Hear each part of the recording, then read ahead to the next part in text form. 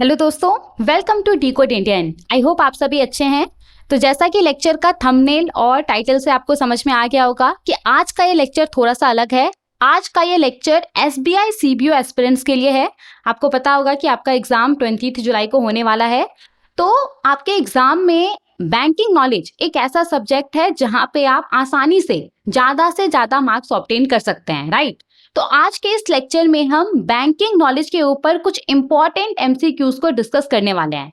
तो easy to difficult level का MCQs को हम यहाँ पर डिस्कस करेंगे और हर एक क्वेश्चन के बाद उस क्वेश्चन से रिलेटेड जो पॉइंट्स होगा उसको भी हम डिस्कस कर लेंगे, ताकि उस पॉइंट्स के ऊपर भी अगर एग्जाम में क्वेश्चन पूछा जाए तो आप लोग उसको आसानी से कर ले। ओके, अगर आपको इस पर्टिकुलर लेक्चर का पीडीएफ चाहिए होगा तो वो भी आपको मिल जाएगा। टेलीग्राम चैनल का लिंक डिस्क्रिप्शन बॉक्स में दिया गया है, वहां से जाकर के आप इस लेक्चर का और आने वाला जितना भी लेक्चर है उसका पीडीएफ डाउनलोड कर सकते हैं। और देखिए, बहुत सारे लोग हमसे पूछ रहे हैं कि क्या अब मंथली आरबीआई सर्कुलर्स के ऊपर लेक्चर नहीं आएगा। तो मैं उन सबको बोलना चाहती हूँ, डोंट वरी, जल्द ही वापस से जो मंथली आरबीआई सर्कुलर्स है उसके ऊपर लेक्चर आना शुरू हो जाएगा। ओके, तो चलिए शुरू करते हैं।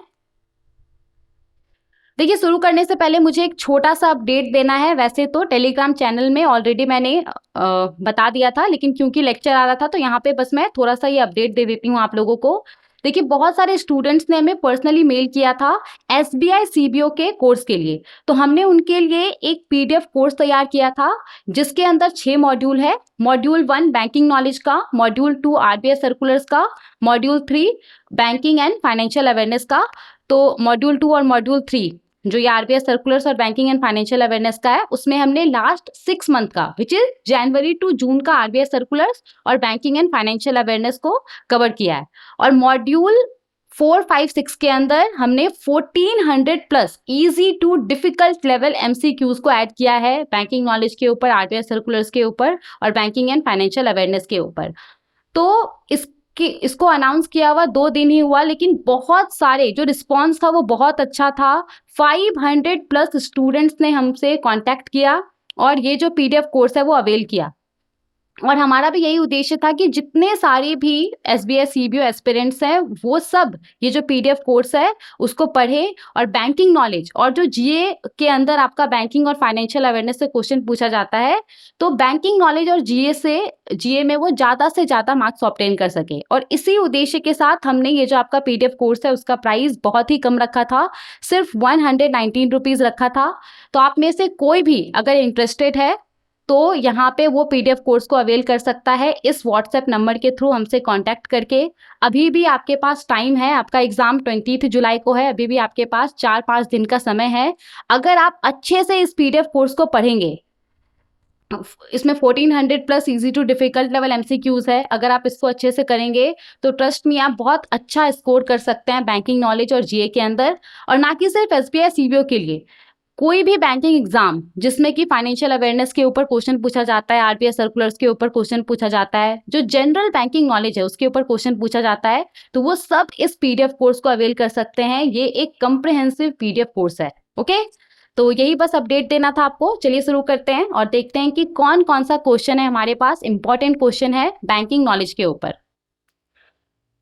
तो चलिए डिस्कस करते हैं important MCQs on banking knowledge.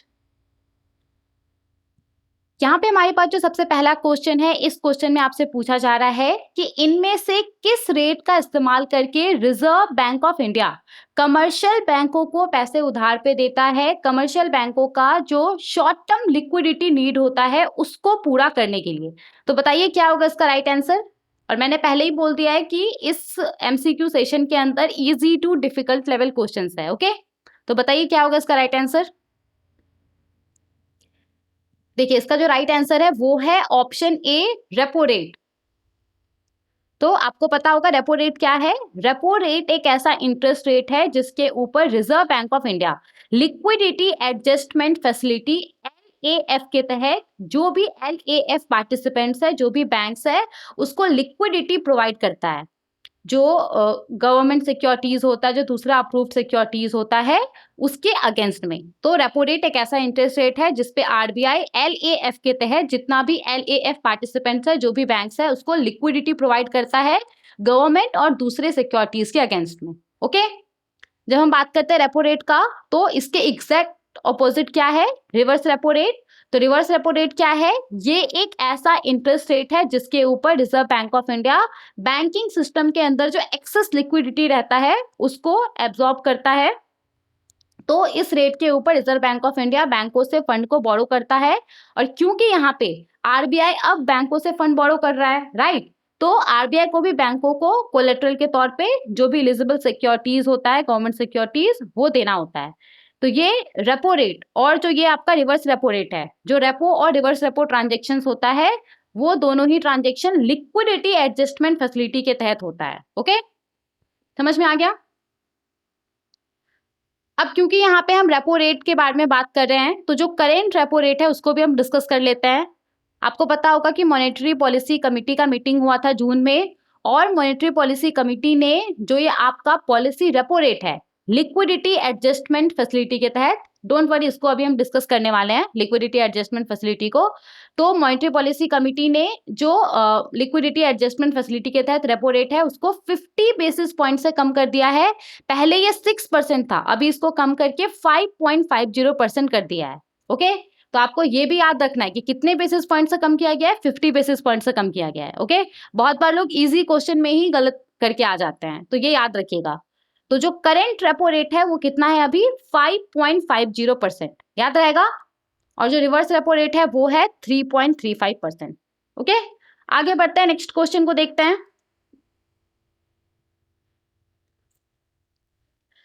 देखिए यहाँ पे हमारे पास जो क्वेश्चन है, इस क्वेश्चन में आपसे पूछा जा रहा है कि लिक्विडिटी एडजस्टमेंट फैसिलिटी को इनमें से किस कमेटी के रिकमेंडेशन के आधार पे इंट्रोड्यूस किया गया था।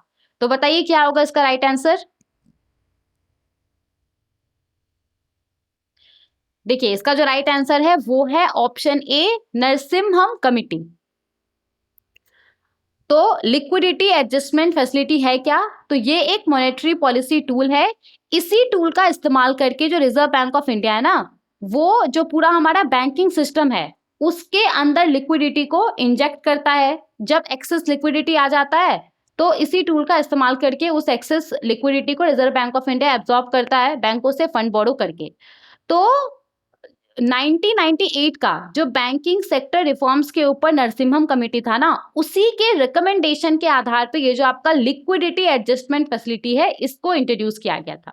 ओके, नाउ देखिए जब हम लिक्विडिटी एडजस्टमेंट फैसिलिटी का बात करते हैं तो इसका जो सबसे इंपॉर्टेंट पॉइंट है वो ये है कि इसके अंदर कौन कौन सा कंपोनेंट आता है। तो लिक्विडिटी एडजस्टमेंट फैसिलिटी के तहत overnight as well as term repo और रिवर्स रेपो आता है। तो ओवरनाइट रेपो आता है इसके अंदर, जिसमें क्या होता है, रिजर्व बैंक ऑफ इंडिया बैंकों को एक दिन के लिए जो पैसा है वो उधार पे देता है गवर्नमेंट सिक्योरिटीज के अगेंस्ट में। टर्म रेपो आता है, पहला तो ये हो गया ओवरनाइट रेपो, फिर क्या हो गया आपका ये टर्म रेपो। तो इसमें क्या होता है, इसमें रिजर्व बैंक ऑफ इंडिया बैंकों को एक दिन से ज्यादा के लिए पैसे उधार पे देता है, 7 दिन के लिए, 14 दिन के लिए, 28 दिन के लिए पैसे उधार पे देता है गवर्नमेंट सिक्योरिटीज के अगेंस्ट में। उसके बाद आपका क्या आता है, ओवरनाइट रिवर्स रेपो। इसमें क्या होता है, रिजर्व बैंक ऑफ इंडिया बैंकों से एक दिन के लिए जो फंड है वो बोरो करता है। और टर्म रेपो में क्या होता है, टर्म रिवर्स रेपो में क्या होता है, रिजर्व बैंक ऑफ इंडिया एक दिन से ज्यादा के लिए बैंकों से फंड बोरो करता है बैंकिंग सिस्टम के अंदर जो एक्सेस लिक्विडिटी है उसको एब्जॉर्ब करने के लिए। तो ये जो भी रेट है, ये रेट फिक्स्ड हो सकता है या फिर ये वेरिएबल भी हो सकता है। ओके, तो ये तो हो गया आपका लिक्विडिटी एडजस्टमेंट फैसिलिटी के तहत overnight as well as term repo reverse repo आता है। साथ ही में इसके अंदर SDF which is standing deposit facility आता है, और MSF which is marginal standing facility आता है। तो इस दोनों को भी हम डिस्कस कर लेते हैं क्योंकि क्वेश्चन कहीं से भी पूछा जा सकता है। ये जो भी रेट्स वगैरह होता है उससे तो डेफिनेटली 1-2 क्वेश्चन पूछा जाता है और ये काफी इंपॉर्टेंट है। ठीक है, बस आपको यहाँ पे ये याद रखना है कि इसके अंदर क्या क्या आता है, overnight as well as term repo, reverse repo, SDF, MSF।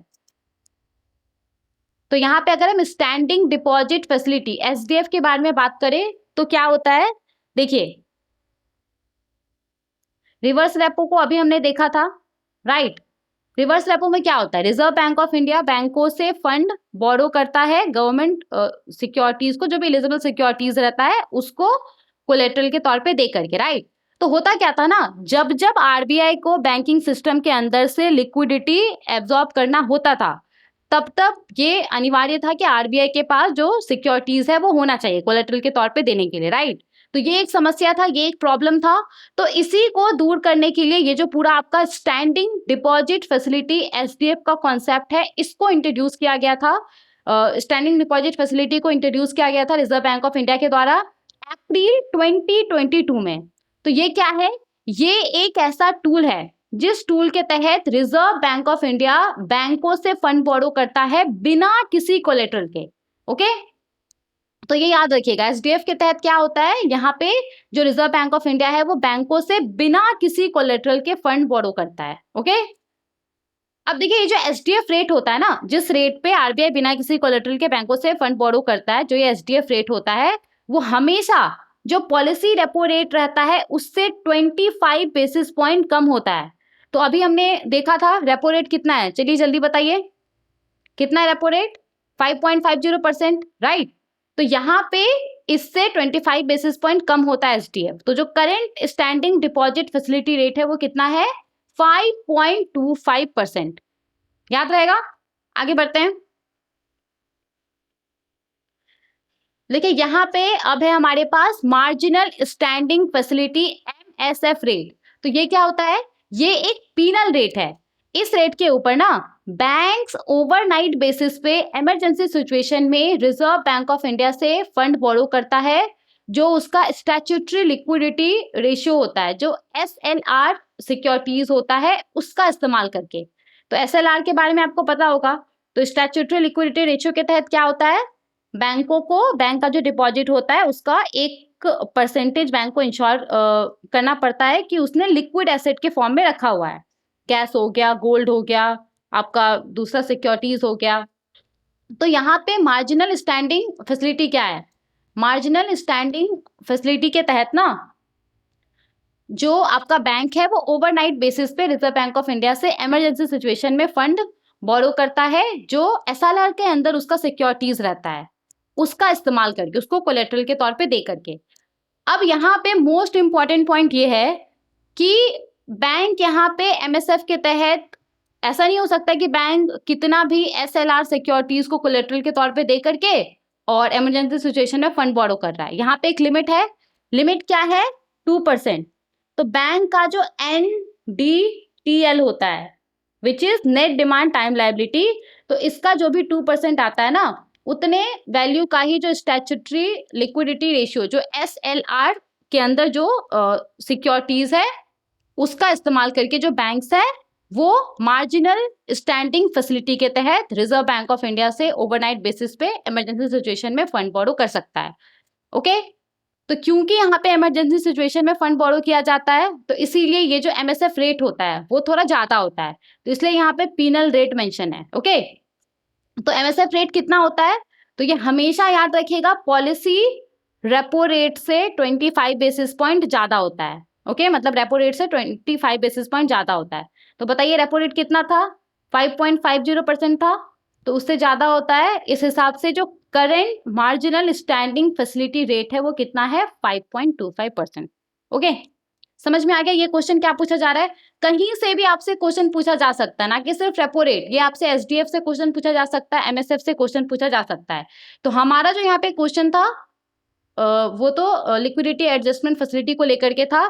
तो लिक्विडिटी एडजस्टमेंट फैसिलिटी के तहत रेपो हो गया, रिवर्स रेपो हो गया, ये आपका स्टैंडिंग डिपॉजिट फैसिलिटी हो गया, ये आपका मार्जिनल स्टैंडिंग फैसिलिटी हो गया, ये सब आता है। ओके, समझ में आ गया? इन सब का इस्तेमाल करके जो रिजर्व बैंक ऑफ इंडिया है वो क्या करता है, जो हमारा पूरा बैंकिंग सिस्टम है उसके अंदर लिक्विडिटी को इंजेक्ट करता है। लिक्विडिटी जब बहुत ज्यादा हो जाता है तो उसको एब्जॉर्ब करता है। ओके, आगे बढ़ते हैं, नेक्स्ट क्वेश्चन को देखते हैं। नाउ देखिए यहाँ पे हमारे पास जो क्वेश्चन है, इस क्वेश्चन में आपसे क्या पूछा जा रहा है कि हाइपोथिकेशन के केस में जो एसेट का पोजीशन रहता है वो किसके पास रहता है, वो आपसे यहाँ पे पूछा जा रहा है। तो बताइए क्या होगा इसका राइट आंसर?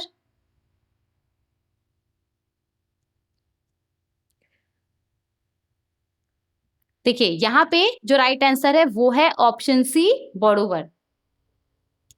तो हाइपोथिकेशन होता क्या है? ये एक लीगल अरेंजमेंट है। इसके तहत मूवेबल एसेट जैसे कि आपका कार हो गया, बाइक हो गया, तो इसका इस्तेमाल किया जाता है कोलेट्रल के तौर पे लोन लेने के लिए।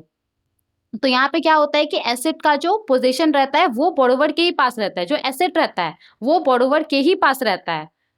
और यहाँ पे अगर वो बोरोवर डिफॉल्ट करता है तो जो भी बैंक है वो उस एसेट को सीज कर सकता है, ये बैंक के पास राइट रहता है। तो हाइपोथिकेशन का सबसे अच्छा एग्जाम्पल क्या है? Car loan.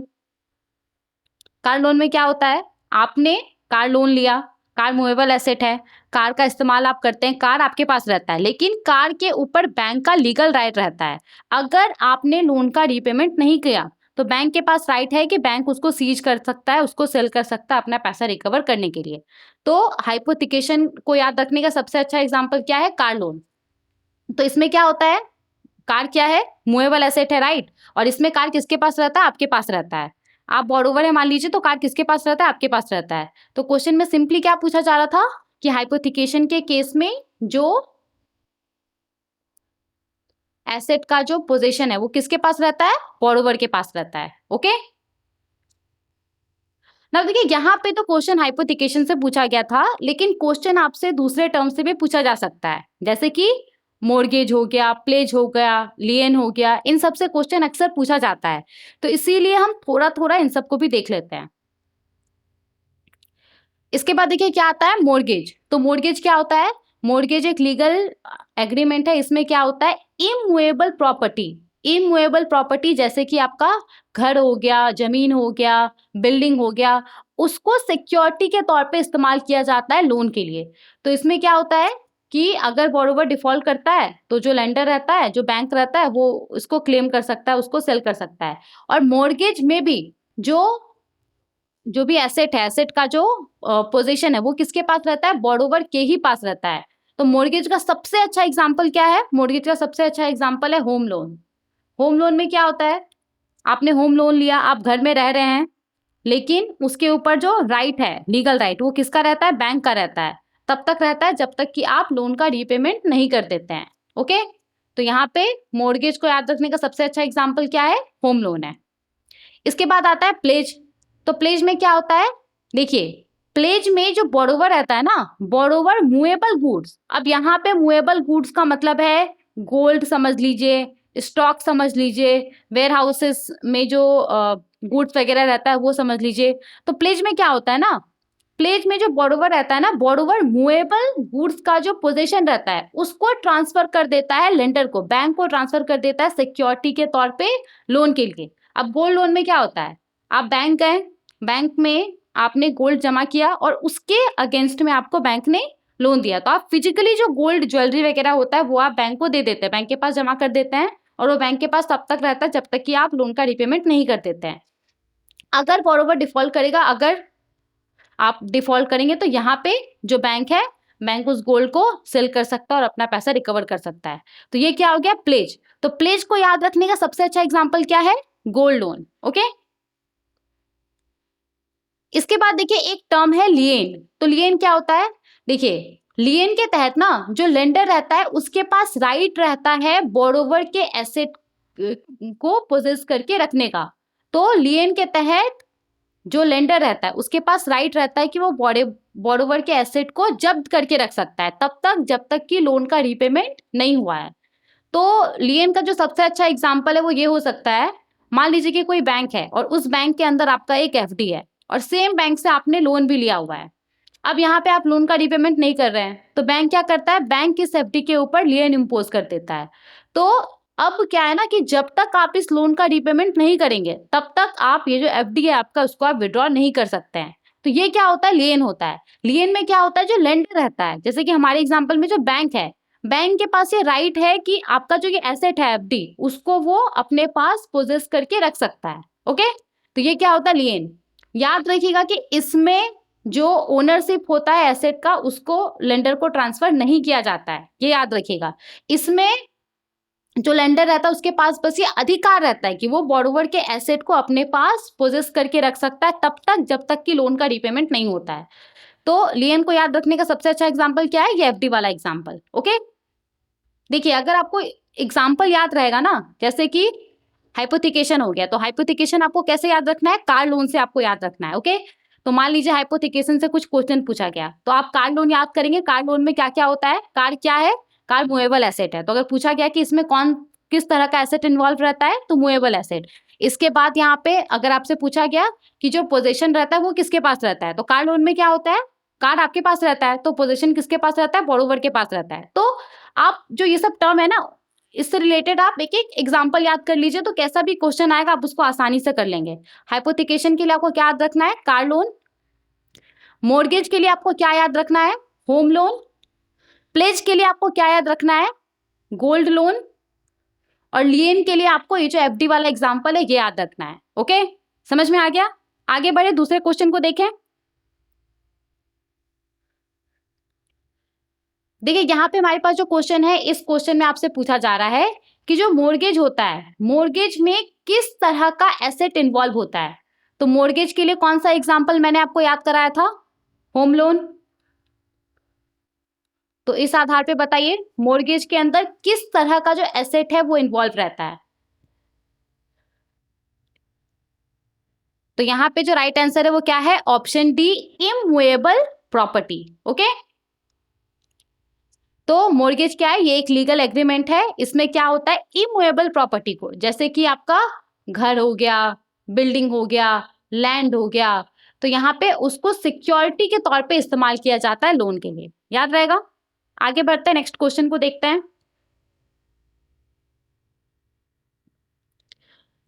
देखिए यहाँ पे हमारे पास जो क्वेश्चन है, इस क्वेश्चन में आपसे पूछा जा रहा है कि इनमें से कौन सा ऑप्शन लिएन से सबसे ज्यादा सबसे क्लोजली रिलेटेड है। तो इनमें से कौन सा ऑप्शन लिएन से मोस्ट क्लोजली रिलेटेड है, ये आपको बताया जा रहा है। तो लिएन के तहत क्या होता है और उसका एक एग्जाम्पल आपको याद है, तो उस आधार पे बताइए क्या होगा इसका राइट आंसर।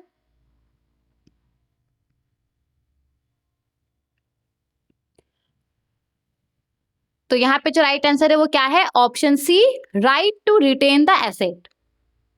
तो लिएन के तहत क्या होता है? लिएन के तहत लेंडर के पास ये अधिकार है कि वो बोरोवर के एसेट को अपने पास जब्त करके रख सकता है तब तक जब तक कि लोन का रीपेमेंट नहीं होता है।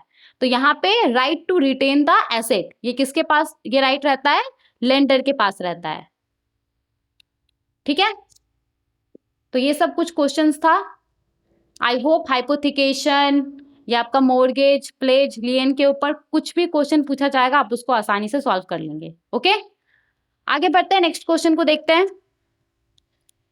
देखिए इस क्वेश्चन में आपसे पूछा जा रहा है कि इनमें से कौन सा रिजर्व बैंक ऑफ इंडिया का एक होली ओन्ड सब्सिडरी है। बताइए क्या होगा इसका राइट आंसर। आप चाहें तो आप पॉज भी कर सकते हैं और क्वेश्चन को सॉल्व कर सकते हैं और फिर आप प्ले कर सकते हैं। ओके, देखिए यहाँ पे जो राइट आंसर है वो है option D, all of the above. तो यहाँ पे जो राइट आंसर है वो है option D, all of the above. तो अभी अगर हम बात करें तो रिजर्व बैंक ऑफ इंडिया का 5 फुल्ली ओन्ड सब्सिडरीज है। कौन कौन सा है? सबसे पहला है deposit insurance and credit guarantee corporation of India, DICGC। इसके बाद है Bharatiya reserve bank note Mudran private limited, BRBN MPL। इसके बाद है reserve bank information technology private limited, ReBIT. इसके बाद है Indian financial technology and allied services, IFTAS. और पांचवा है reserve bank innovation hub, RBIH। तो ये पांचों क्या है? ये पांचों रिजर्व बैंक ऑफ इंडिया का फुल्ली ओन्ड सब्सिडरी है, होली ओन्ड सब्सिडरीज है। ओके, याद रहेगा। आगे बढ़ते हैं, नेक्स्ट क्वेश्चन को देखते हैं। नाउ देखिए यहाँ पे आपको एक सेंटेंस दे दिया गया है और इस सेंटेंस को आपको इसमें से एक एप्रोप्रिएट, मोस्ट एप्रोप्रिएट वर्ड चुन करके इस सेंटेंस को आपको कंप्लीट करना है। तो बताइए क्या होगा। The Reserve bank of India ensures blank supply of notes and coins of good quality. तो RBI ensures excess supply, limited supply, adequate supply, random supply. क्या होगा इसका राइट आंसर बताइए। तो यहाँ पे जो राइट आंसर है वो है option C, adequate supply. The Reserve bank of India ensures adequate supply of notes and coins of good quality. Okay, आगे बढ़ते हैं, नेक्स्ट क्वेश्चन को देखते हैं। तो राइट आंसर क्या था हमारा? एडिकेट। देखिए, जैसा कि आपको पता होगा कि जो बैंकिंग नॉलेज सब्जेक्ट है, इस सब्जेक्ट के अंदर आरबीआई सर्कुलर से भी क्वेश्चन पूछा जाता है, इसीलिए आज के इस लेक्चर में मैंने आरबीआई सर्कुलर से भी जो क्वेश्चन है उसको ऐड किया है। ओके, देखिए इस क्वेश्चन में आपसे पूछा जा रहा है कि लेटेस्ट आरबीआई सर्कुलर के अकॉर्डिंग इनमें से किस तरह का फाइनेंशियल ट्रांजेक्शन नेफिड all India financial institutions AIFI के तौर पे कर सकता है। तो बताइए क्या होगा इसका राइट आंसर।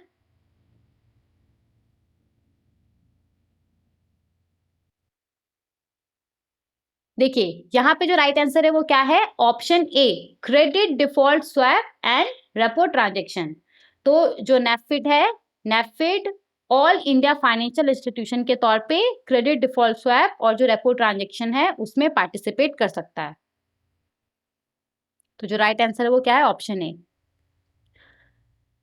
देखिए, रिजर्व बैंक ऑफ इंडिया ने 9 मार्च 2022 को reserve bank of India act 1934 के सेक्शन 45L और 45N के तहत जो नेफिड है, जो कि क्या है हमारे देश का 5th all India financial institutions है, तो रिजर्व बैंक ऑफ इंडिया ने 9 मार्च 2022 को ही reserve bank of India act 1934 के सेक्शन 45L और 45N के तहत कि जो आपका नेफिड है, नेफिड को ऑल इंडिया फाइनेंशियल इंस्टीट्यूशन के तौर पे डेजिग्नेट किया था।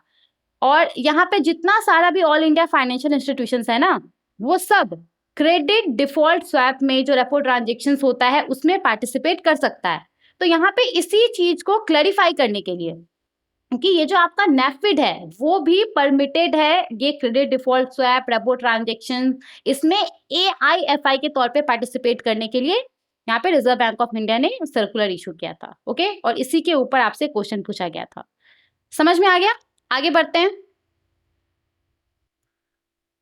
देखिए यहाँ पे हमारे पास जो क्वेश्चन है, इस क्वेश्चन में आपसे पूछा जा रहा है कि भारत के अंदर कितने करेंसी नोट प्रिंटिंग प्रेसेस हैं। तो बताइए क्या होगा इसका राइट आंसर। देखिए इसका जो राइट आंसर है वो है ऑप्शन सी, 4। तो भारत के अंदर जो करेंसी नोट्स है वो 4 प्रेसेस में प्रिंट होता है। अब ये कहाँ कहाँ पे है, तो नासिक, महाराष्ट्र, देवास, मध्य प्रदेश, मैसूर, कर्नाटक, सालबोनी, वेस्ट बंगाल। तो ये याद रखिएगा। ओके, जो करेंसी नोट्स है वो इन 4 प्रेसेस में प्रिंट होता है, नासिक, महाराष्ट्र,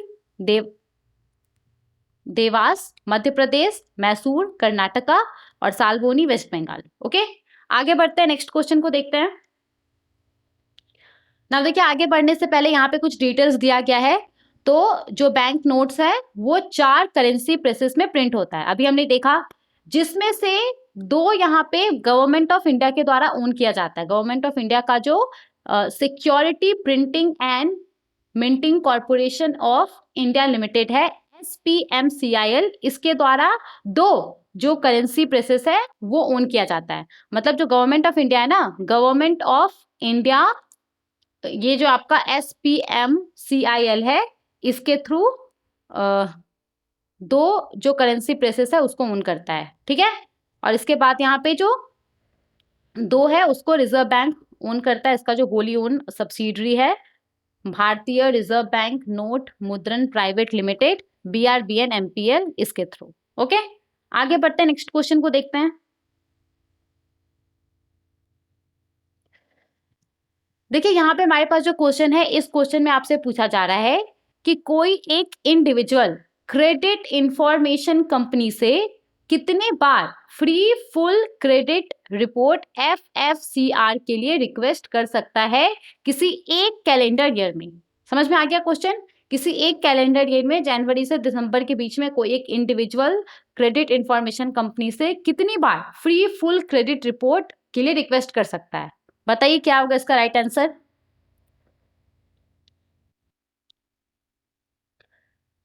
तो इसका जो राइट आंसर है वो है ऑप्शन सी, वंस।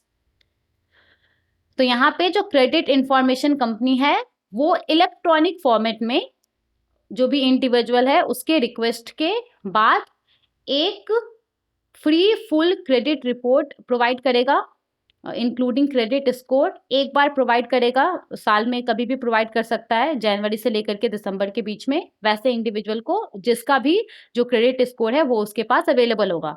तो कोई CIC है, कोई CIC है, ठीक है, और इसके पास आपका जो क्रेडिट स्कोर है वो अवेलेबल है, तो यहाँ पे आप इससे रिक्वेस्ट कर सकते हैं, साल में एक बार आप इससे रिक्वेस्ट कर सकते हैं फ्री फुल क्रेडिट रिपोर्ट के लिए।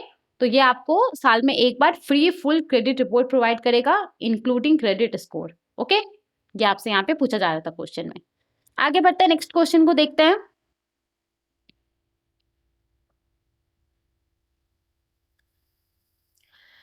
देखिए ये काफी इंपॉर्टेंट क्वेश्चन है और ये सर्कुलर से लिया गया क्वेश्चन है, तो इसको ध्यान से समझिएगा।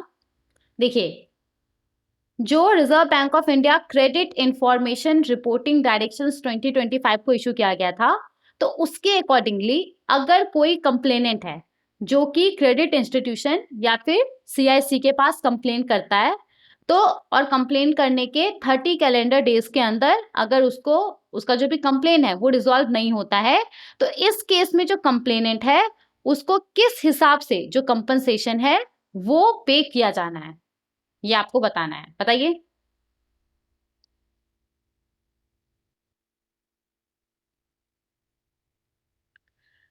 तो यहाँ पे जो राइट आंसर है वो है option C, 100 rupees per calendar day.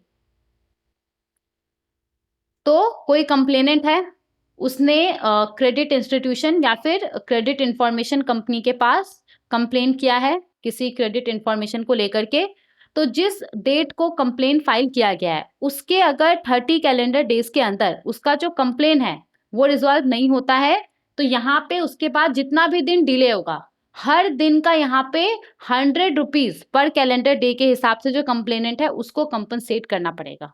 Okay, तो ये अमाउंट आपको याद रखना है। आगे बढ़ते हैं, नेक्स्ट क्वेश्चन को देखते हैं।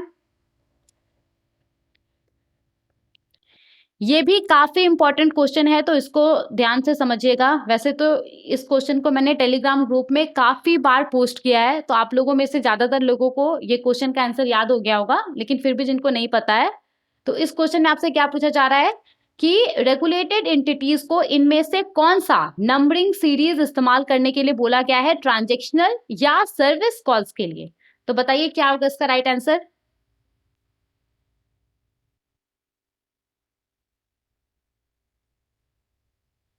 देखिए यहाँ पे जो राइट आंसर है वो क्या है, ऑप्शन सी, 1600 नंबरिंग सीरीज। तो मोबाइल नंबर्स का जो मिसयूज होता है उसको कम करने के लिए रिजर्व बैंक ऑफ इंडिया ने जो भी रेगुलेटेड एंटिटीज है उसको बोला था कि वो जो भी ट्रांजेक्शनल या जो सर्विस कॉल्स करते हैं, जो आपका OTP या अकाउंट बैलेंस वेरिफिकेशन के लिए कॉल होता है, लोन EMI रिमाइंडर जो कॉल होता है, तो RBI ने रेगुलेटेड एंटिटी को बोला था कि वो जो भी ट्रांजेक्शनल या सर्विस कॉल्स करते हैं कस्टमर को, वो सिर्फ और सिर्फ 1600 नंबरिंग सीरीज का इस्तेमाल करके करे, मतलब कि वैसे नंबर का इस्तेमाल करके करे जो कि 1600 से शुरू होता है। और यहाँ पे जो प्रमोशनल वॉइस कॉल्स किया जाता है बैंक के द्वारा प्रोडक्ट को सेल करने के लिए, प्रोडक्ट का मार्केटिंग के लिए, तो यहाँ पे रेगुलेटेड एंटिटी को बोला गया था कि प्रमोशनल वॉइस कॉल्स के लिए वो सिर्फ और सिर्फ 140 नंबरिंग सीरीज का इस्तेमाल करे, मतलब वैसा नंबरिंग सीरीज का इस्तेमाल करे जो कि 140 से, वैसा नंबर का इस्तेमाल करे जो कि 140 से शुरू हो रहा है। ओके, समझ में आ गया। तो ये दोनों आपको याद रखना है, ट्रांजेक्शनल या सर्विस कॉल्स के लिए रेगुलेटेड एंटिटीज को 1600 नंबरिंग सीरीज का इस्तेमाल करने के लिए बोला गया है, और यहाँ पे प्रमोशनल या जो वॉइस कॉल्स होता है उसके लिए रेगुलेटेड एंटिटीज को 140 नंबरिंग सीरीज का इस्तेमाल करने के लिए बोला गया है। ओके, समझ में आ गया। आगे बढ़ते हैं, नेक्स्ट क्वेश्चन को देखते हैं। देखिए यहाँ पे हमारे पास जो क्वेश्चन है, इस क्वेश्चन में आपसे करंट डिपॉजिट इंश्योरेंस लिमिट पूछा जा रहा है जो कि DICGC के द्वारा प्रोवाइड किया जाता है। तो सिंपली मतलब अगर आपका बैंक करप्ट हो जाता है या फिर बंद हो जाता है, तो कितना अमाउंट है जो कि इंश्योर्ड है DICGC के द्वारा, वो आपसे यहाँ पे सिंपली पूछा जा रहा है। तो बताइए क्या होगा इसका राइट आंसर। देखिए यहाँ पे जो राइट आंसर है वो क्या है, option C, 5 lakh rupees. Okay, तो DICGC deposit insurance credit guarantee corporation, जो कि रिजर्व बैंक ऑफ इंडिया का होली ओन सब्सिडरी है, अभी हमने देखा था 1961 में इसको एस्टेब्लिश किया गया था, जो भी डिपॉजिटर का पैसा है वो प्रोटेक्ट करने के लिए। तो ये क्या करता है, ये यहाँ पे 5 लाख रुपए तक का इंश्योरेंस कवर प्रोवाइड करता है पर डिपॉजिटर को, पर बैंक, जो बैंक फेल होता है उस केस में, मतलब कि अगर आपका बैंक फेल होता है फिर शट डाउन हो जाता है, तो ये जो आपका DICGC है, DICGC हर डिपॉजिटर को 5 लाख रुपए तक प्रोवाइड करता है। इसमें इंटरेस्ट का पैसा और जो आपका प्रिंसिपल होता है वो दोनों शामिल होता है। लेकिन याद रखिएगा, डजंट मैटर कि आपके अकाउंट में कितना पैसा है, हो सकता है आपके अकाउंट में 10 लाख है, 15 लाख है, लेकिन ये यहाँ पे सिर्फ 5 लाख रुपए तक ही आपको प्रोवाइड करेगा। कोई व्यक्ति है, उसके बैंक अकाउंट में मान लीजिए कि 4.5 लाख रुपए है, तो यहाँ पे उसको 4.5 लाख रुपए पूरा दे दिया जाएगा अगर उसका बैंक फेल होता है तो। लेकिन एट द सेम टाइम अगर कोई व्यक्ति, उसका बैंक फेल हो गया है, शट डाउन हो गया है और उसके बैंक अकाउंट में मान लीजिए 10 लाख रुपए है, तो उस केस में उसको 5 लाख रुपए तक ही प्रोवाइड किया जाएगा। तो यहाँ पे ये याद रखिएगा, ओके। जो इंश्योरेंस कवर है वो 5 लाख रुपए तक का ही है, जो DICGC है वो 5 लाख रुपए तक का इंश्योरेंस कवर प्रोवाइड करता है पर डिपॉजिटर को, पर bank, in case a bank fails, अगर कोई बैंक फेल होता है इस केस में, ओके। ये समझ में आ गया। आगे बढ़ते हैं, नेक्स्ट क्वेश्चन को देखते हैं। तो यहाँ पे सिंपली आपसे DICGC का हेडक्वार्टर पूछा जा रहा है, तो बताइए DICGC का हेडक्वार्टर कहाँ पे है। तो यहाँ पे जो राइट आंसर है वो है ऑप्शन सी, मुंबई, ओके। तो DICGC का हेडक्वार्टर मुंबई में है। आगे बढ़ते हैं, नेक्स्ट क्वेश्चन को देखते हैं। देखिए यहाँ पे हमारे पास जो क्वेश्चन है, इस क्वेश्चन में आपसे पूछा जा रहा है कि मुद्रा में आर का क्या मतलब होता है, तो बताइए क्या होगा इसका राइट आंसर।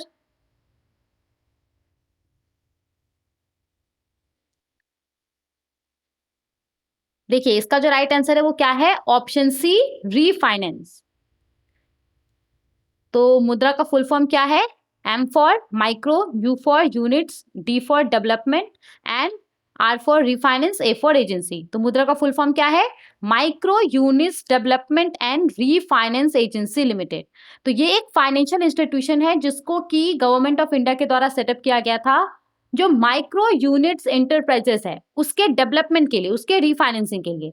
तो मुद्रा के तहत होता क्या है, देखिए मुद्रा क्या करता है ना, ये जो आपका रिफाइनेंसिंग एजेंसी है मुद्रा, ये क्या करता है, तो ये नॉन कॉर्पोरेट स्मॉल बिजनेसेस को, non corporate small business sector को, जैसे कि आपका शॉपकीपर्स हो गए, ट्रेडर्स हो गए, रिपेयर शॉप्स वगैरह जो होता है, तो ये मुद्रा उन सबको जो लोन्स है वो प्रोवाइड करता है, जो फंडिंग है वो प्रोवाइड करता है बैंक्स के थ्रू, NBFCs के थ्रू, माइक्रो फाइनेंस इंस्टीट्यूशंस के थ्रू, ओके। तो यहाँ पे मुद्रा एग्जैक्टली करता क्या है, ये यहाँ पे बैंक्स को, NBFCs को, MFIs को पहले पैसा देता है और फिर ये जो आपका बैंक्स है, NBFC है, MFIs है, ये यहाँ पे in non corporate small business sector के अंदर जो भी नॉन कॉर्पोरेट स्मॉल बिजनेसेस होता है उसको यहाँ पे लोन प्रोवाइड करता है, ठीक है। समझ में आ गया। तो सिंपली क्वेश्चन में आपसे ये जो मुद्रा है, मुद्रा में आर का क्या मतलब है, ये आपसे पूछा जा रहा था। आगे बढ़ते हैं। देखिए हमारे पास जो यहाँ पे क्वेश्चन है, इस क्वेश्चन में आपसे पूछा जा रहा है कि मुद्रा को कहाँ पे लॉन्च किया गया था या फिर कहाँ से मुद्रा को लॉन्च किया गया था, ये आपको बताना है। बताइए क्या होगा इसका राइट आंसर। देखिए यहाँ पे इसका जो राइट आंसर है वो है ऑप्शन सी, विज्ञान भवन न्यू दिल्ली। तो विज्ञान भवन न्यू दिल्ली से जो मुद्रा है उसको लॉन्च किया गया था। दो चीज आपको याद रखना है, मुद्रा को प्रधानमंत्री नरेंद्र मोदी के द्वारा 8 अप्रैल 2015 को लॉन्च किया गया था। ये डेट आपको याद रखना है, मुद्रा को कब लॉन्च किया गया था, 8 अप्रैल 2015 को। और कहां पे लॉन्च किया गया था इसको, विज्ञान भवन न्यू दिल्ली, ओके। आगे बढ़ते हैं, नेक्स्ट क्वेश्चन देखते हैं। देखिए यहाँ पे हमारे पास जो क्वेश्चन है, इस क्वेश्चन में आपसे पूछा जा रहा है कि प्रधानमंत्री मुद्रा योजना के तहत किस किस टाइप्स का लोन स्कीम है, ये आपसे यहाँ पे पूछा जा रहा है। तो 4 ऑप्शन है, आप चाहे तो पॉज करके पढ़ सकते हैं। बताइए प्रधानमंत्री मुद्रा योजना के तहत किस किस टाइप्स का लोन प्रोवाइड किया जाता है।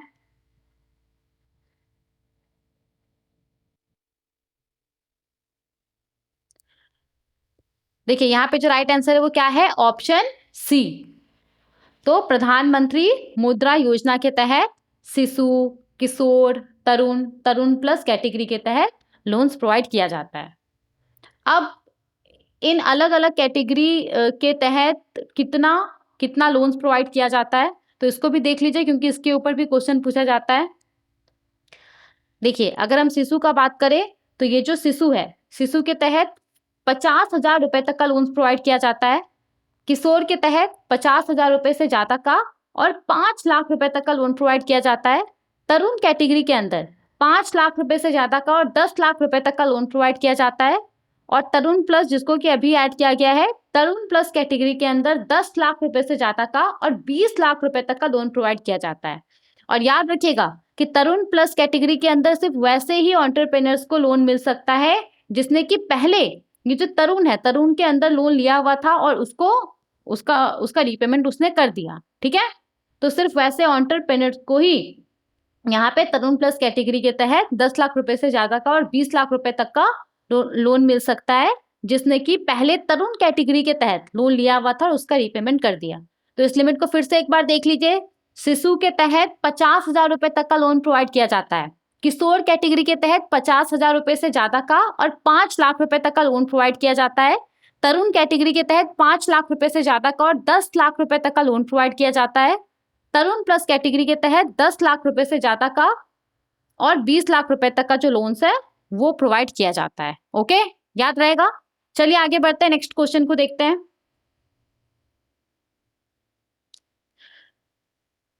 देखिए, यहाँ पे हमारे पास जो क्वेश्चन है, इस क्वेश्चन में आपसे पूछा जा रहा है कि जो मुद्रा लोन कैटेगरीज है, जो प्रधानमंत्री मुद्रा योजना के तहत अलग अलग लोन का कैटेगरी है, अलग अलग लोन का टाइप है, तो यहाँ पे उसके रिगार्डिंग इनमें से कौन सा स्टेटमेंट सही है। तो 4 स्टेटमेंट दिया गया है और देखिए इस क्वेश्चन को सॉल्व करने के लिए आपको जो लिमिट्स है वो पता होना चाहिए। तो अभी हमने डिस्कस किया था, आई होप आप सबको याद होगा। तो बताइए यहाँ पे क्या होगा इसका राइट आंसर, इनमें से कौन सा स्टेटमेंट सही है।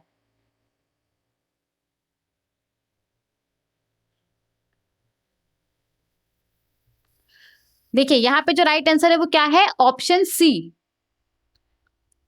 तो जो तरुण कैटेगरी के तहत लोन प्रोवाइड किया जाता है वो कितना का होता है, 5 लाख रुपए से ज्यादा का होता है और 10 लाख रुपए तक का होता है। इसके अलावा यहाँ पे हमारा जो भी था ये तीनों क्या था, गलत था। सिर्फ ये वाला ऑप्शन सही है क्योंकि शिशु कैटेगरी के तहत तो 50,000 रुपए तक का लोन प्रोवाइड किया जाता है, राइट। इसके बाद यहाँ पे जो किशोर कैटेगरी है उसके तहत तो आपका 50,000 रुपए से ज्यादा का और 5 लाख रुपए तक का लोन प्रोवाइड किया जाता है। और जो तरुण प्लस कैटेगरी है उसके तहत 10 लाख रुपए से ज्यादा का और 20 लाख रुपए तक का लोन प्रोवाइड किया जाता है। तो यहाँ पे हमारा ये जो तीनों ऑप्शन है ए बी डी ये गलत है, ऑप्शन सी हमारा सही है। तो इसीलिए हमारा जो राइट आंसर है वो क्या है, ऑप्शन सी। ओके, समझ में आ गया। आगे बढ़ते हैं, नेक्स्ट क्वेश्चन को देखते हैं। देखिए यहाँ पे हमारे पास जो क्वेश्चन है, इस क्वेश्चन में आपसे पूछा जा रहा है कि इनमें से कौन सा प्रायोरिटी सेक्टर के तहत एक कैटेगरी नहीं है। तो बताइए क्या होगा इसका राइट आंसर।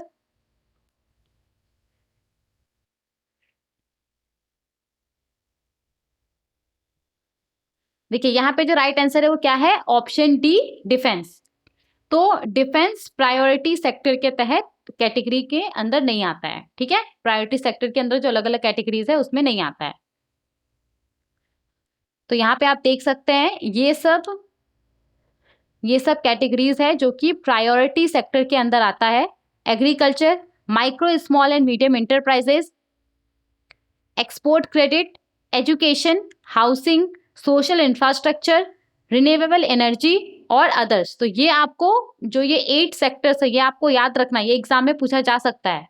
तो प्रायोरिटी सेक्टर के तहत कौन कौन सा कैटेगरीज आता है, टोटल 8 कैटेगरीज आता है। Agriculture, MSME, export credit, okay, agriculture, MSME, export credit, education, housing, social infrastructure, renewable energy और अदर्स। ओके, आगे बढ़ते हैं, नेक्स्ट क्वेश्चन को देखते हैं।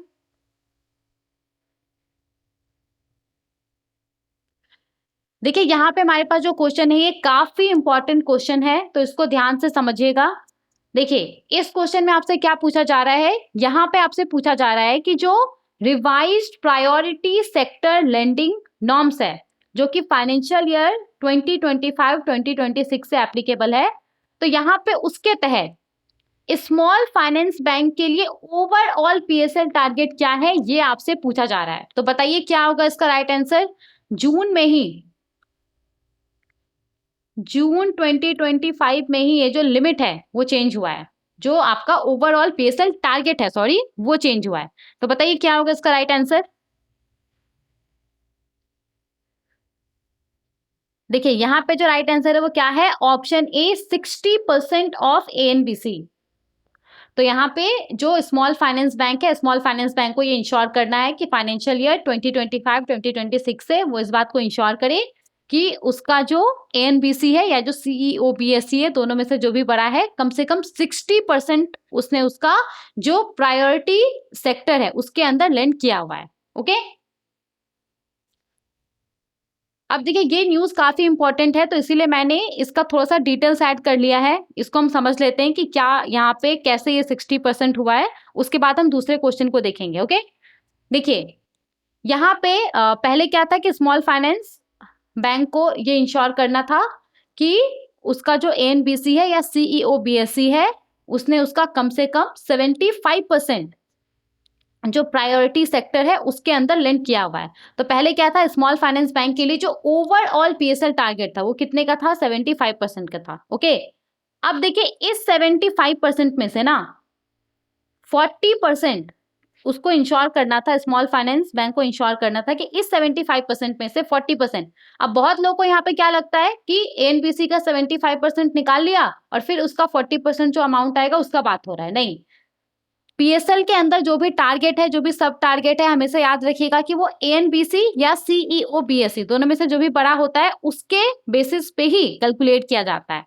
तो यहाँ पे क्या था ना कि ये जो 75% है उसमें से 40% जो पीएसएल के तहत अलग अलग सब टारगेट है उसके अंदर होना चाहिए, जो भी एग्जिस्टिंग पीएसएल प्रिस्क्रिप्शन है उसके हिसाब से। मतलब कि यहाँ पे स्मॉल फाइनेंस बैंक को बोला गया था कि आउट ऑफ 75% जो 40% है वो एग्जैक्टली जो आरबीआई का रूल्स है ना उसके हिसाब से होना चाहिए अलग अलग सब सेक्टर में। जैसे कि आपको पता होगा एग्रीकल्चर के लिए 18% का टारगेट है, उसके बाद आपका जो वीकर सेक्शन है उसके लिए 12% का टारगेट है।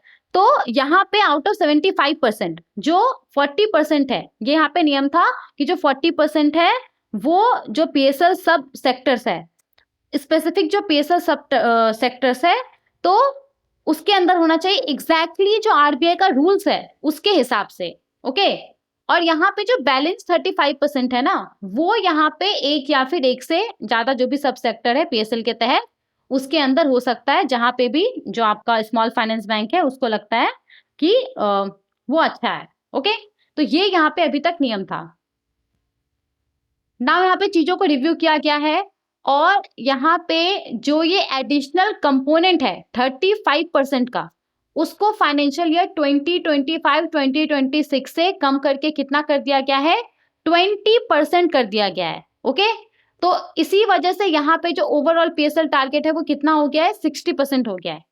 ओके, इसको ध्यान से समझिएगा। देखिए पहले क्या था, 75% था, अब आउट ऑफ 75% ना 40% जो आपका अलग अलग सब सेक्टर है पीएसएल के तहत उसके अंदर होना चाहिए था जो एग्जिस्टिंग पीएसएल प्रिस्क्रिप्शंस है। जैसे कि एग्रीकल्चर के लिए 18% का टारगेट है, जो आपका वीकर सेक्शन है उसके लिए कुछ टारगेट है, तो जो आपका 75% है उसमें से 40% तो जो अलग अलग सब सेक्टर है पीएसएल के तहत उसके अंदर होना चाहिए exactly reserve bank of India का जो रूल बोलता है उसके हिसाब से, इतना इतना परसेंटेज के हिसाब से।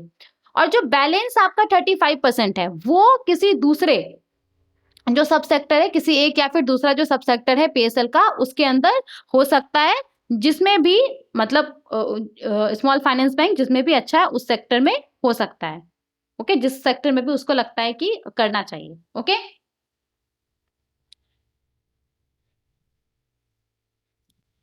ओके, अब देखिए यहाँ पे क्या किया गया है, ये जो आपका 35% था, बैलेंस 35% वाला जो था उसको यहाँ पे कम करके कितना कर दिया गया है, 20% कर दिया गया है। तो जो ओवरऑल पीएसएल टारगेट है वो क्या हो गया, अपने आप घट करके 60% हो गया है।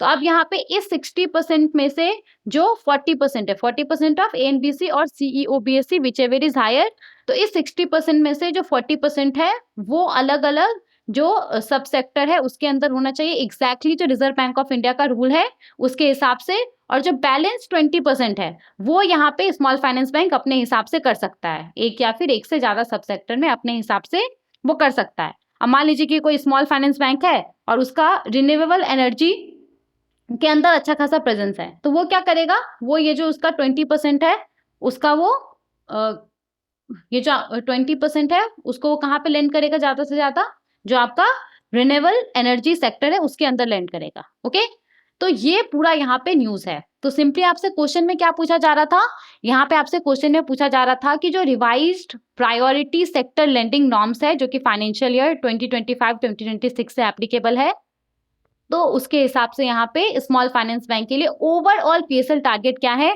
तो याद रखिएगा जो ओवरऑल पीएसएल टारगेट है उसको घटा करके कितना कर दिया गया है, 60% कर दिया गया है। और ये कैसे 60% हुआ है इसको हमने समझ लिया है।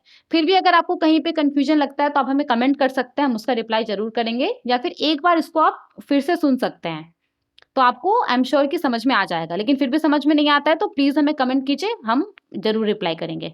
ओके, आगे बढ़े, नेक्स्ट क्वेश्चन को देखें।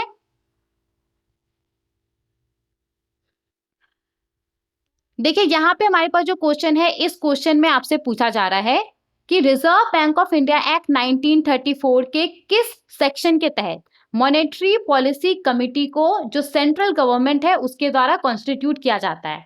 तो बताइए क्या होगा इसका राइट आंसर।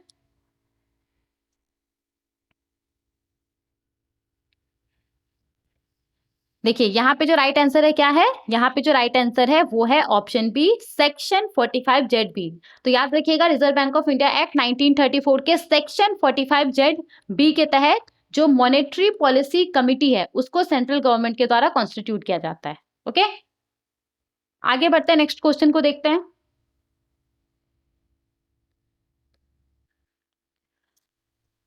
देखिए यहाँ पे हमारे पास जो क्वेश्चन है ये काफी अच्छा क्वेश्चन है। इसमें क्या बोला जा रहा है, इसमें बोला जा रहा है कि जो मॉनेटरी पॉलिसी कमिटी है, इस कमिटी के अंदर 6 मेंबर्स है, we all know about it. तो यहाँ पे मॉनेटरी पॉलिसी कमिटी के अंदर 6 मेंबर्स है, तो इनमें से कौन सा ऑप्शन जो ये 6 मेंबर का कंपोजिशन है, ये जो कमिटी का कंपोजिशन है उसको सही से रिप्रेजेंट करता है। तो आप चाहें तो आप यहाँ पे लेक्चर को पॉज कर सकते हैं, ये 4 ऑप्शन है, चारों ऑप्शन को अच्छे से पढ़ लीजिए और बताइए कि क्या होगा राइट आंसर। यहाँ पे कौन सा ऐसा ऑप्शन है जो कि मॉनेटरी पॉलिसी कमिटी के कंपोजिशन को करेक्टली रिप्रेजेंट करता है।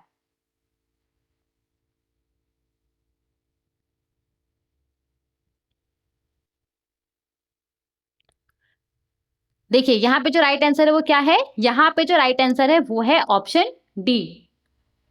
तो मॉनेटरी पॉलिसी कमिटी के अंदर कुल 6 मेंबर्स होते हैं, तो 3 members reserve bank of India की तरफ से होते हैं और 3 मेंबर को सेंट्रल गवर्नमेंट के द्वारा अपॉइंट किया जाता है। तो यहाँ पे आप देख सकते हैं जो मॉनेटरी पॉलिसी कमिटी है अभी उसके अंदर जो 6 मेंबर्स है पूरा उनका नाम दिया गया है। तो ये जो 3 मेंबर है ये तो एक्सटर्नल मेंबर हैं, डॉक्टर नागेश कुमार, श्री सौगत भट्टाचार्य और प्रोफेसर राम सिंह। तो ये तीनों एक्सटर्नल मेंबर्स हैं। ओके, और यहाँ पे ये जो तीनों हैं ये रिजर्व बैंक ऑफ इंडिया के तरफ से हैं। संजय मल्होत्रा जी गवर्नर के तौर पे, Poonam Gupta deputy governor member के तौर पे, और यहाँ पे राजीव रंजन जो कि एग्जीक्यूटिव डायरेक्टर। ओके, तो ये 6 नाम आपको याद रखना है, डॉक्टर नागेश कुमार, श्री सौगत भट्टाचार्य, प्रोफेसर राम सिंह, ये सब एक्सटर्नल मेंबर्स है मॉनेटरी पॉलिसी कमिटी के, और ये 3 मेंबर है रिजर्व बैंक ऑफ इंडिया के तरफ से। ओके, याद रहेगा। आगे बढ़ते हैं, नेक्स्ट क्वेश्चन को देखते हैं। देखिए यहाँ पे हमारे पास जो क्वेश्चन है, इस क्वेश्चन में व्हाइट लेबल एटीएम के बारे में पूछा जा रहा है। तो व्हाइट लेबल एटीएम को इनमें से किसके द्वारा ऑपरेट किया जाता है, ये आपसे पूछा जा रहा है। तो बताइए क्या होगा इसका राइट आंसर। तो यहाँ पे जो राइट आंसर है वो क्या है, option B, non bank entities. Non bank entities के द्वारा व्हाइट लेबल एटीएम्स को ऑपरेट किया जाता है। तो व्हाइट लेबल एटीएम्स को इंट्रोड्यूस कब किया गया था, 2012 में व्हाइट लेबल एटीएम्स को इंट्रोड्यूस किया गया था। तो ये जो एटीएम्स होता है, ये एटीएम्स को नॉन बैंकिंग कंपनीज के द्वारा सेटअप किया जाता है, ऑपरेट किया जाता है। जैसे कि आपका टाटा इंडिकैश आपने देखा होगा, इंडिया वन एटीएम देखा होगा, तो ये सब क्या है, ये सब व्हाइट लेबल एटीएम ही तो है। ओके, तो ये एटीएम्स को, इन एटीएम्स को नॉन बैंकिंग कंपनीज के द्वारा सेटअप किया जाता है, ऑपरेट किया जाता है। और याद रखिएगा कि जो व्हाइट लेबल एटीएम्स होता है ना, वो किसी भी बैंक के लोगों को डिस्प्ले नहीं करता है। ओके, किसी भी बैंक के लोगों को ये डिस्प्ले नहीं करता है। तो सिंपली आपसे क्या पूछा जा रहा था कि जो व्हाइट लेबल एटीएम्स है उसको इनमें से किसके द्वारा ऑपरेट किया जाता है। तो ऑप्शन बी हमारा राइट आंसर था, नॉन बैंक एंटिटीज। ओके, आगे बढ़ते हैं, नेक्स्ट क्वेश्चन को देखते हैं। देखिए यहाँ पे हमारे पास जो क्वेश्चन है इसमें आपसे पूछा जा रहा है कि भारत के अंदर पहले एटीएम को इनमें से किस बैंक के द्वारा इंस्टॉल किया गया था। तो ये आपको पता होना चाहिए, बताइए क्या होगा इसका राइट आंसर। देखिए यहाँ पे जो राइट आंसर है वो क्या है, ऑप्शन बी HSBC बैंक। तो HSBC बैंक के द्वारा भारत के अंदर पहले एटीएम को इंस्टॉल किया गया था। ओके, आगे बढ़ते हैं, नेक्स्ट क्वेश्चन को देखते हैं। देखिए यहाँ पे हमारे पास जो क्वेश्चन है ये क्वेश्चन सर्कुलर से लिया गया है। इस क्वेश्चन में आपसे पूछा जा रहा है कि क्या किसी माइनर के नाम पे अकाउंट उसके मदर को एज अ गार्डियन के तौर पे रख करके ओपन किया जा सकता है। क्या होगा इसका आंसर, बताइए। Can a minor's account be open with the mother as guardian. तो यहाँ पे जो राइट आंसर है वो क्या है, option C, yes mother can be the guardian. ना यहाँ पे इस क्वेश्चन को क्यों मैंने ऐड किया है, देखिए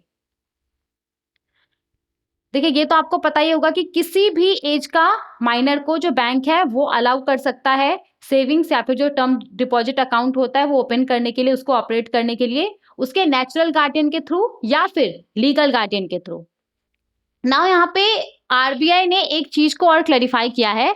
आरबीआई ने यहाँ पे क्लैरिफाई किया है ना कि किसी माइनर के नाम पे अकाउंट ओपन किया जा सकता है मदर को भी एज अ गार्डियन के तौर पे रख करके। नाउ आरबीआई ने इस चीज को क्यों क्लेरिफाई किया है, तो अभी क्या होता था ना कि अगर कोई माइनर है, माइनर के नाम पे बैंक अकाउंट ओपन किया जा रहा है मदर को एज अ गार्डियन के तौर पे रख करके किसी ऐसे केस में जहां पे उसके फादर भी अलाइव है, तो इस केस में बैंक कतराता था, वैसे अकाउंट ओपन नहीं करता था। अब क्यों ऐसा होता था इसको मैंने डिटेल में जो सर्कुलर वाला लेक्चर है, I think April RBI circulars वाला जो लेक्चर है उसमें डिस्कस किया है, तो आप वहां पे जाकर के देख सकते हैं। बस अभी के लिए इतना समझ लीजिए। तो कोई ऐसा केस जहां पे फादर अलाइव है और मदर को गार्डियन के तौर पे रख करके माइनर के नाम पे बैंक अकाउंट ओपन किया जा रहा है, तो इस तरह के बैंक अकाउंट को ओपन करने से बैंक कतराता था। तो इसी समस्या को दूर करने के लिए, इसको एड्रेस करने के लिए यहाँ पे जो आरबीआई है, आरबीआई ने इस सर्कुलर में क्लैरिफाई कर दिया है कि जहां तक अकाउंट ओपनिंग का बात है तो माइनर के नाम पे बैंक अकाउंट ओपन किया जा सकता है मदर को एज अ गार्डियन के तौर पे रख करके। ओके, नाउ देखिए यहाँ पे वैसा माइनर जिसका कि कम से कम 10 साल है, तो वैसे माइनर को यहाँ पे बैंक अलाउ कर सकता है सेविंग्स या फिर term deposit bank account open करने के लिए, उसको ऑपरेट करने के लिए इंडिपेंडेंटली। ओके, तो ये यहाँ पे एक है, अगर कोई माइनर है और उसका उम्र कम से कम 10 साल है तो वो खुद से जो उसका बैंक अकाउंट है वो ओपन कर सकता है, उसको ऑपरेट कर सकता है। ओके, और यहाँ पे जो ये गाइडलाइंस को इशू किया गया है उसके हिसाब से बैंक्स अपने जो एग्जिस्टिंग पॉलिसीज है, न्यू पॉलिसीज को लाए या जो भी उसका एग्जिस्टिंग पॉलिसीज है उसको अमेंड करे। इसके लिए बैंक्स को 1 जुलाई 2025 तक का समय दिया गया था। जो ये गाइडलाइंस है उसके हिसाब से बैंक्स अपने पॉलिसीज को लाने के लिए, न्यू पॉलिसीज को लाने के लिए या जो एग्जिस्टिंग पॉलिसीज है उसको अमेंड करने के लिए बैंक को यहाँ पे 1 जुलाई 2025 तक का समय दिया गया था। तो ये सिंपली क्वेश्चन था। इस क्वेश्चन में सिंपली आपसे ये पूछा जा रहा था कि क्या किसी माइनर के नाम पे अकाउंट ओपन किया जा सकता है मदर को एज अ गार्डियन के तौर पे रख करके। तो हाँ, अभी आरबीआई ने क्लैरिफाई किया है कि मदर को एज अ गार्डियन के तौर पे रख करके जो बैंक अकाउंट है वो ओपन किया जा सकता है even if the father is alive. Okay, आगे बढ़ते हैं।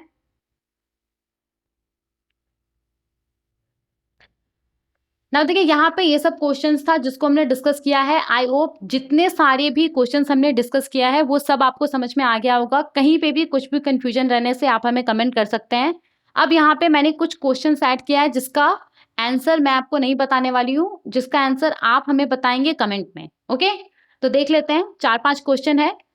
तो यहाँ पे आपको बताना है कि भारत के अंदर कितने SEBI registered credit rating agencies है। ओके, इसका आंसर आपको बताना है। 5, 4, 7, 10 कितने, ये आपको बताने हैं। इसके बाद यहाँ पे आपको बताना है कि domestic commercial bank excluding RRBs, small finance bank, domestic commercial bank और फॉरेन बैंक जिसका भारत के अंदर 20 या फिर 20 से ज्यादा ब्रांचेस है, उसके लिए टोटल पीएसएल टारगेट क्या है? ये आपका दूसरा क्वेश्चन है। इसके बाद यहाँ पे आपको बताना है कि बिल ऑफ एक्सचेंज में जिस पर्सन को पे करना होता है उसे क्या बोला जाता है।